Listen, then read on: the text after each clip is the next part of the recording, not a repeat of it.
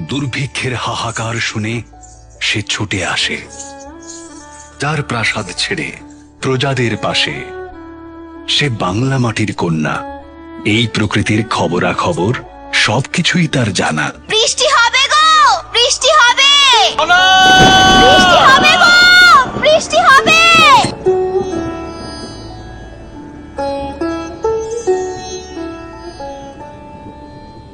আমি গণনা করে দেখেছি সোমবার প্রাতঃকালই যাত্রার উপযুক্ত সময়, তাই আমি সোমবারই যাত্রা করব।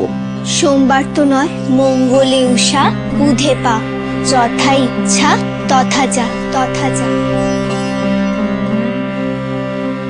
পরবর্তী গল্পটা আপনাদের সকলেরই জানা। বরাহর আদেশে তার পুত্র মিহির খনার জিহবা কেটে দেন।